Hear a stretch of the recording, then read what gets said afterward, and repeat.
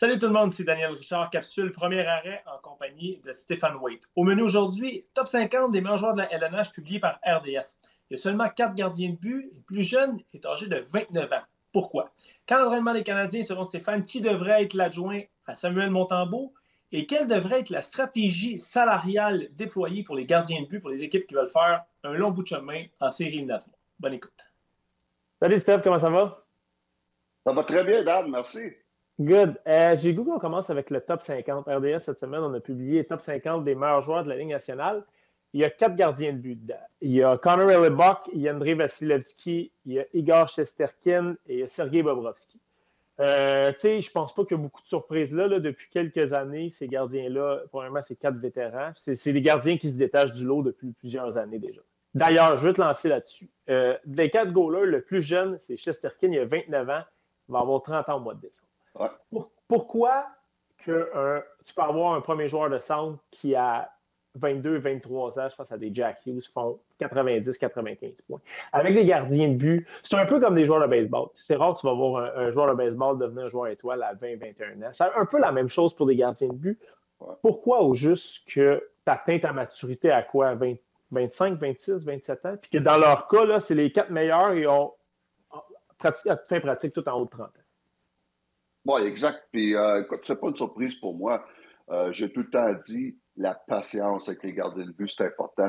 Et être patient, c'est souvent 3, 4, 5 ans. Et on a un jeune Fowler à Montréal à 20 ans.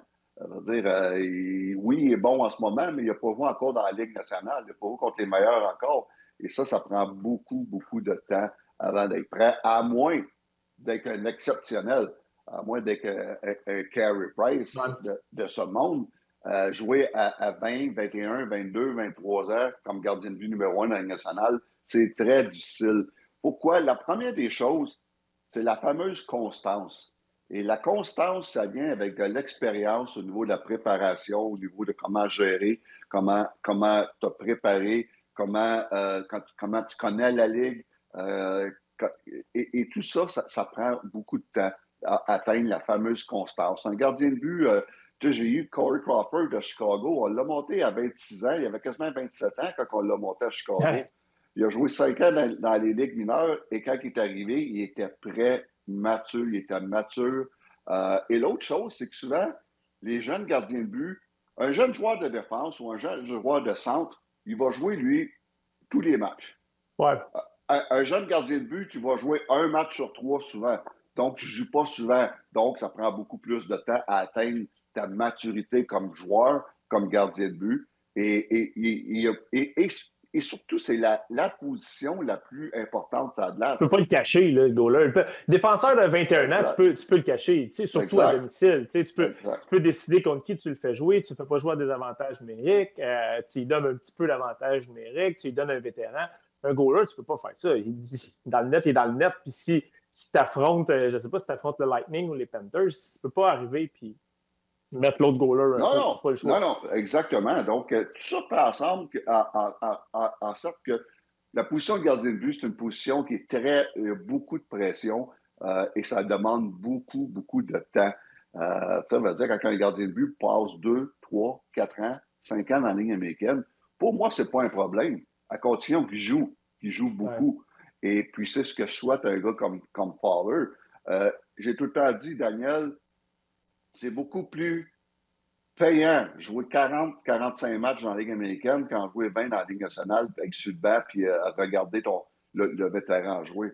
Donc, c'est pour ça que tu as un jeune gardien de but, il faut qu'il joue. Et surtout que dans la Ligue américaine, c'est plus difficile de jouer dans la Ligue américaine pour un gardien de but que jouer dans la Ligue nationale. Pourquoi? Parce que les systèmes de jeu sont plus échevelés un peu. Okay, les défensives sont terribles dans la Ligue américaine la plupart du temps parce que quand tu as un bon défenseur, il joue en haut. Il joue en haut. Donc, en bas, c'est des gars qui... Ça change beaucoup aussi. Et il y a tellement de trafic, le jeu est tellement échevelé. Pour un gardien de but, c'est difficile de jouer dans la Ligue américaine. Donc, difficile égale bénéfique pour un gardien de but.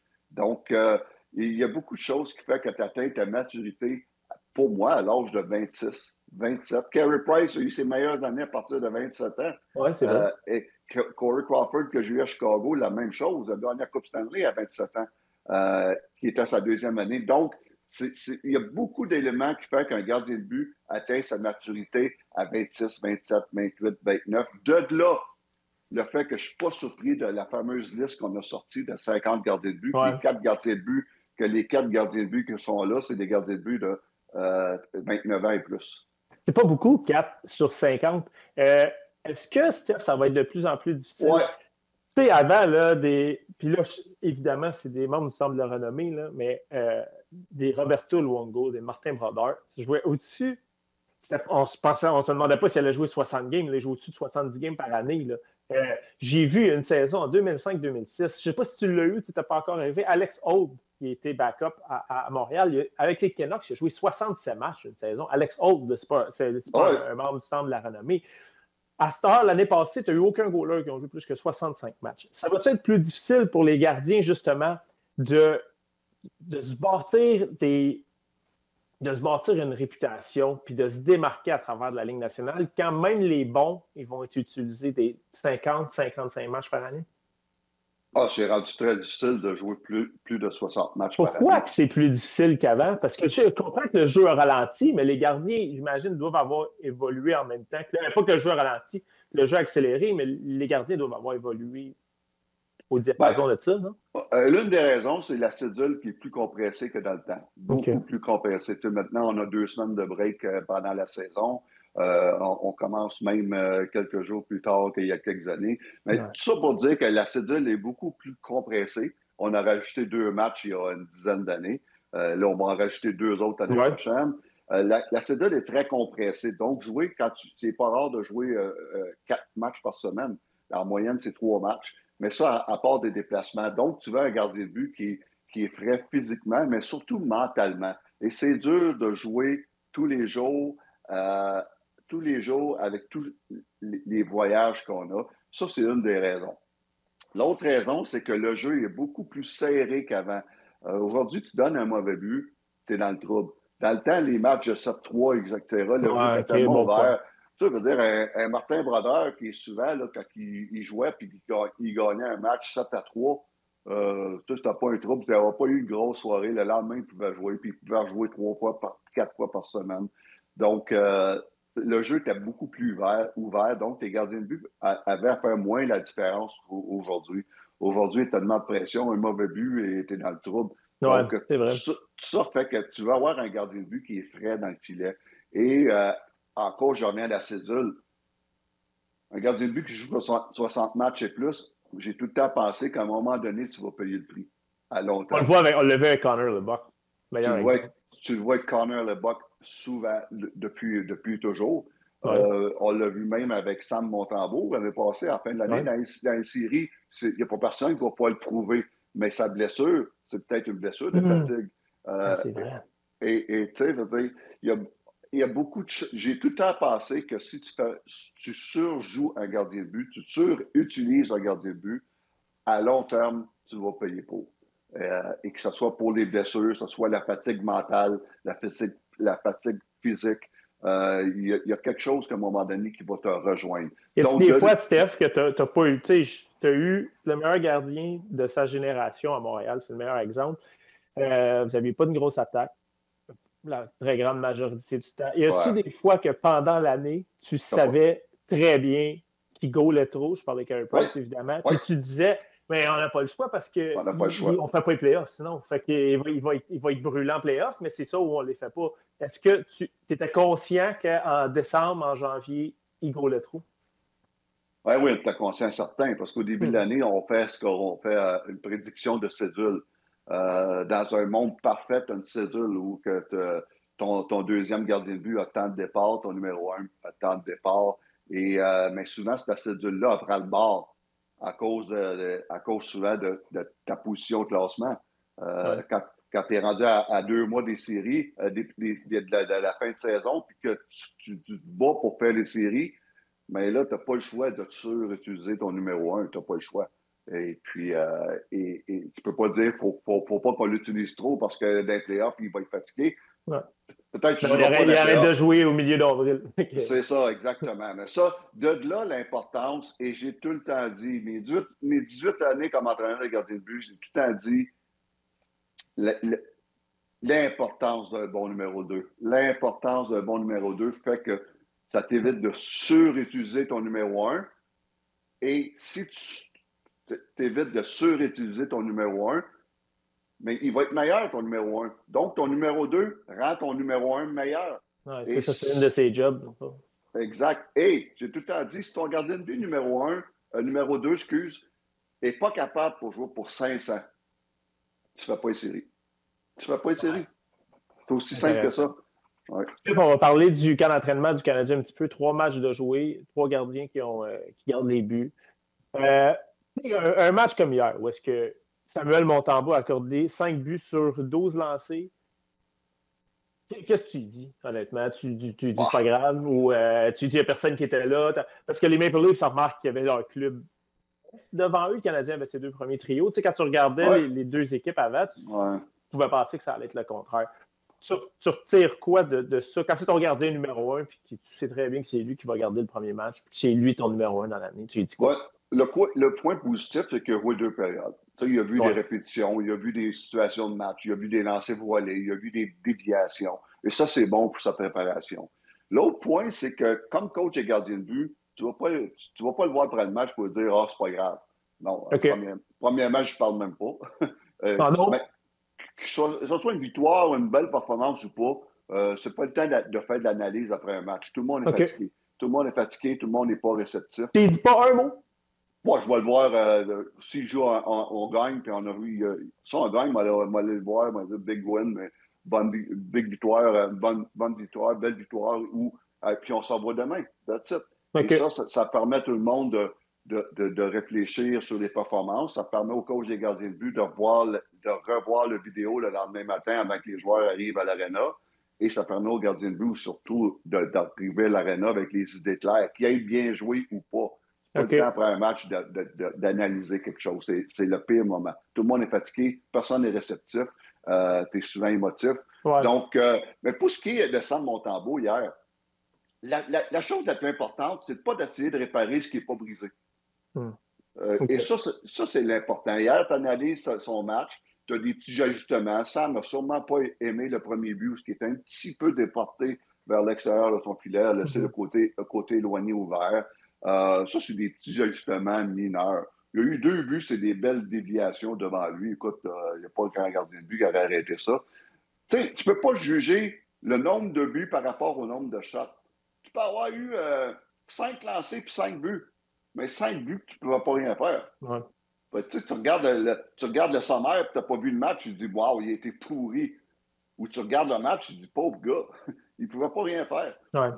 Donc, c'est la façon d'analyser. Il faut que tu analyses de cette façon-là. Pour ce qui est de Sam Montembeault, lui, là, écoute, hier, c'est vrai que ça n'a pas été une grosse performance. Le premier but, il ne l'a pas aimé. Le deuxième but, en échappé entre les jambes, il n'a sûrement pas aimé ça.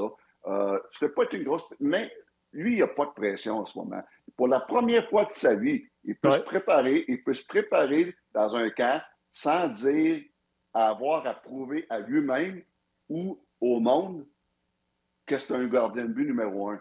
Mais c'est dangereux, ça, par exemple, Steph, tu sais, quand tu es rendu à la fin de la vingtaine, puis qu'à part quand il jouait, avec l'Armada, là, tu sais, comme tu dis, c'est probablement la première fois qu'il peut aborder un camp d'entraînement avec une paix d'esprit, de savoir, peut-être l'année passée, de savoir qui est numéro 1. Est-ce que ça peut être dangereux que pour la première fois en 10 ans, tu n'as pas à avoir le couteau entre les dents, puis tu n'as pas à avoir à te dire, faut que j'ai un bon camp, sinon je m'en vais au balotage ou je suis backup ou je m'en vais dans la Ligue américaine? Non, au contraire. Okay. Ça te donne une assurance, une confiance, tu as un mauvais match. Ben, si tu as un mauvais match puis tu as prouvé bien les choses, et c'est fatigant, mot juste. Ça te reste dans la tête, puis le lendemain, puis tu dors pas, puis tu dis, mot juste, je vais-tu revoir ma job, je vais-tu revoir le filet. Mais là, il n'y a pas cette pression-là. Donc, c'est le fun, ça, pour un gardien de but. Demande à Carey Price si t'as pas le fun de dire, bon, ben, je suis numéro 1. Il mettait en doute à l'époque qu'il avait un mauvais match, s'il était le numéro 1 ou pas. Demande au meilleur à Vasilevskiy, tout ça. Non, ça, c'est une belle sécurité mentale. Et puis, donc, ce qui était de Sam Montembeault hier, tu regardes ça, tu vas avec son coach et goaler, il va dire, OK, telle affaire, peut-être un petit peu déporté, ça, il faut que je fasse attention à ça. C'est des petits ajustements. Et puis le reste, mais tout va bien. Lui, dans sa tête, la date qui est importante, c'est le 8 octobre. Donc, peu importe qu'il ne donne pas de but dans le camp ou qu'il en donne 40, dans sa tête, il sait que sa game est en ordre. Et il n'essaie pas de réparer comme coach et gardien de but. Ça, c'est une erreur que beaucoup de coachs et gardiens de but font. Essayer de trouver des solutions, des affaires qui marchent anyway. Essayer de trouver des affaires. Essayer, comme j'ai dit, de réparer quelque chose qui n'est pas brisé. Alors, quand tu fais ça, tu mets un doute dans la tête de ton gardien de but. Des fois, c'est juste un mauvais match. Essaye pas de fouiller c'est quoi qui a mal été. Ça arrive. Donc, on move on. S'il y a des ajustements, on le fait. Puis le reste, mais il faut que tu rassures ton gardien de but et dire, regarde, tout est beau, ta game est en ordre. Bref, il y a 3 matchs de jouer, il en reste 3. Ça va aller vite quand même. Là. Est-ce que de ce que tu as vu des autres gardiens pour toi, le plan de gardien réserviste se précise? As-tu besoin des 3 autres matchs pour voir ou pour toi l'idée est faite puis la hiérarchie chez le Canadien, à moins d'une catastrophe, là, est prête pour le début de la saison? Premièrement, ce qui est clair, c'est que Sam est numéro 1. Ouais. Qu'est-ce qui est clair, c'est que Jacob Fowler va jouer à Laval. Ouais. Ça, c'est clair. Et puis, qu'est-ce qui reste? Puis, en passant avec Jacob Fowler, je pense que c'est correct qu'on l'a assez vu. On sait qu'il va être bon. On sait on sait que c'est le gardien de but de l'avenir. Ouais. Et ça, c'est rassurant et c'est le fun. Mais ceci étant dit, Dan... Tu n'as pas besoin de prendre de la glace pour les autres d'ici la fin du camp d'entraînement. Exactement. On n'a plus besoin de le revoir dans les 3 derniers matchs. Parce que c'est justement là, la priorité, c'est de préparer Montembeault et les 2 autres. Voir tout dépend c'est qui reste ou pas. Pour ce qui est de Capo Kakkonen, pour moi, ses performances sont même pas importantes. Sont même pas importantes. Qu'il soit super bon ou super mauvais. Tu sais à quoi t'attendre? Parce que je sais qu'est-ce qu'il va me donner. Il l'a prouvé pendant 140 games dans la Ligue nationale. On sait exactement. La question de l'organisation, c'est quoi qui est le mieux pour Dobèche? C'est quoi qui est le mieux? C'est qu'on le garde à Montréal et puis qu'il joue au moins 25 matchs, plus ou moins 25 matchs. Ouais. Si c'est la question, et on peut lui donner ça, pour moi, Dobèche, c'est le numéro 2 en ce moment. Si on n'est pas capable de garantir ça, ben envoie-le à Laval avec Jacob Fowler. Puis là, vous allez me dire, ben ouais, mais s'il va à Laval, il va voler du temps à Jacob Fowler. Ben non! Non, Fowler ne goalera pas tous les games de l'année. Ils vont jouer au moins, ils sont capables de jouer 35 matchs chaque, minimum. Et ça, 35 matchs chaque, c'est du stock, ça. C'est du stock. Je l'ai déjà vécu, moi, avec Rockford dans la filiale des Blackhawks, où Anthony Niemi et Corey Crawford ont partagé le filet égal dans une saison. Égal. Et les deux, ils ont progressé d'une façon incroyable cette année-là. Les deux se poussaient. Donc, c'est pas un problème. OK, ouais, c'est vrai. C'est pas un problème que si Dobèche retournera à Laval. Mais si l'organisation pense qu'on ne lui donnera pas assez de départ, on le retourne à Laval parce que l'important, en ce moment, c'est sa progression. Et là, tu peux avoir un Kakkonen qui va faire le travail comme deuxième. Ou si tu dis, oui, je suis capable de donner 25 départs, mais tu gardes Dobèche à Montréal et Kakkonen, en espérant qu'il passe le balotage, pour faire une très, très bonne solution de rappel en cas de blessure. Donc, on est dans une belle position à Montréal. Steph, en terminant, je voulais aborder un point avec toi assez rapidement. Sur Twitter, on a trouvé une liste de ce que les équipes donnent à leur duo de gardiens de but en termes de salaire. Puis, ça, c'est un débat là, ça fait des années que ça. Est-ce que tu donnes 10 millions à ton gardien de but? Est-ce que tu en donnes le moins possible parce que tu en donnes le plus à des joueurs de position? Puis honnêtement, là, il y a tout. Les Panthers viennent de gagner 2 Coupes Stanley. C'est la 3e équipe qui donne le plus d'argent à ses gardiens de but. Nous, on s'entend à ses gardiens de but. Je veux dire, Sergei Bobrovski. Puis tu as les Oilers qui sont en finale les 2 dernières années. C'est l'avant-dernière place. Donc, Montréal, il y a 32 équipes dans la Ligue, Montréal est 30e. Qu'est-ce que tu penses de ça? Est-ce que tu penses qu'une équipe, parce que, tu sais, il n'y a rien qui peut te scraper une équipe dans bien des cas comme perdre ton premier gardien de but.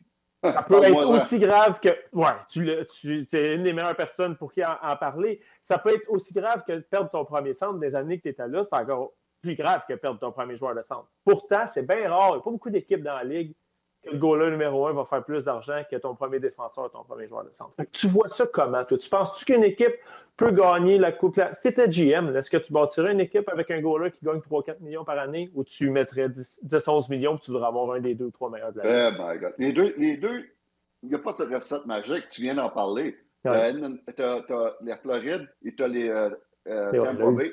Tampa Bay qui Ouais, ont gagné aussi. des Coupes Stanley dans les dernières années avec des gardiens de but de 10 millions. Et tu Ils sont allés as en finale. tu as une équipe, tu viens d'en parler, Edmonton, qui ont gagné, qui sont allés en finale avec un gardien de but qui gagne pas beaucoup. Ils ont peut-être Et perdu la Coupe, puis ils n'ont peut-être pas gagné la finale à cause de ça. ils n'ont peut-être pas, mais ils sont rendus. Puis Ouais. il y a 2 ans, ils ont été à un En but de, sept. Ouais. de gagner. On se rappelle, il y a quelques années, tu as les Kings, je veux dire, le Colorado, qui ont Ouais. gagné la Coupe avec un Darcy Kemper qui, à ce moment-là, gagnait plus ou moins 4 millions. Tu sais, il n'y a pas de recette magique. Les deux, ça se fait. Sauf que c'est tellement dangereux de donner un 10 millions à un gardien de but si ton backup n'est pas capable de faire le travail. Et Ça, c'est souvent, intéressant. tu vas dire, OK, m'a payé 10 millions pour un gardien de but. Fait que ça va me donner la chance de donner, d'avoir à peu près n'importe qui comme backup à 1 million. Ouais, c'est ça. Ça, c'est un Et piège. c'est un piège. Si ton numéro 1 se blesse, c'est fini. Et on l'a vécu 2 ans. Moi, je l'ai vécu 2 ans. Les 2 années, j'ai manqué les playoffs avec le Canadien. Pas que j'ai manqué, qu'on a manqué les playoffs. Uh-huh. C'est 2 années où Carey était sorti pour une très longue période de l'année. T'avais Mike Condon. On a essayé tout ce qui bougeait. On a essayé tout ce qui portait des pads sur la planète. Et puis, on était dans la merde. Des Ben Scriven, des Mike Condon. On a tout essayé. Mais il n'y a pas personne qui remplace un bon gardien de but numéro 1. Et ça, c'était le danger de dire on a tout misé sur un joueur. C'est le danger. Mais si ce gars-là n'est pas blessé, ouais, c'est un gamble, c'est ça. c'est un gamble. Mais moi, ce que j'aime, parce que là, on parle de deux extrémités. OK? On parle de la Floride et on parle d'Edmonton. Moi, ce que j'aime, c'est entre les deux. C'est quoi un beau duo, là? Un beau duo pour moi, là, c'est Toronto. Ouais. À Toronto, là, j'ai sorti mes notes ici. À Toronto, on a Wool, Joseph Wool et Stolarz, exactement. Wool qui gagne 3,6 millions et Stolarz qui gagne 2,5. Les deux ont eu une très bonne saison et les deux ont joué à peu près le même nombre de matchs. Ça, c'est comme le duo idéal. Wool a été blessé. Ça n'a pas paru parce que Stolarz a fait le job. À un moment donné, Stolarz a été blessé. Ça n'a pas paru parce que Wool a fait le job. Et ça, c'est rassurant de dire, bon, mais j'ai deux bons gardiens de but, peu importe qui joue, et ils ne sont pas surpayés. Au contraire. Fait que tu crois plus à ça que... Puis c'est intéressant de t'entendre dire ça parce que tu as eu tout le contraire de ce système-là. Peut-être plus à Chicago, là, mais même là, tu avais un numéro 1 établi. Là. Mais tu as eu tout le contraire de ce système-là à Montréal, en tout cas. Mais tu crois plus à plus ou moins 40 game chaque, pas Bobrovski ou Vasilevski, mais deux goalers numéro 1 là, qui sont capables de faire le travail. Oui, mais je crois à ça. Puis en même temps, je crois aussi à la situation comme Carey Price, mais c'est plus risqué. À Chicago, j'ai été chanceux, j'avais des bons duos. J'avais Antti Niemi et Cristobal Huet. À un moment donné, Antti Niemi est devenu un numéro 1, mais si Antti était blessé ou il n'allait pas bien, on n'était pas inquiète avec Cristobal. On avait pratiquement deux numéros 1. Et après ça, quelques années plus tard, j'avais Corey Crawford et j'avais Ray Emery qui avait eu deux très bonnes saisons avec nous autres. Deux très bonnes. Donc, Corey, à un moment donné, avait été blessé. Razor avait été incroyable dans le filet. Ça, c'est des belles situations. Mais il n'y a pas... Tu sais, on dit souvent, tu mets tous tes œufs dans un gardien de but de 10 millions, puis ça va affaiblir ton équipe. Il y a des équipes, on vient d'en parler. Tampa, Edmonton, Tampa, je veux dire, et Floride ont gagné des Coupes Stanley avec des gardiens de but de 10 millions.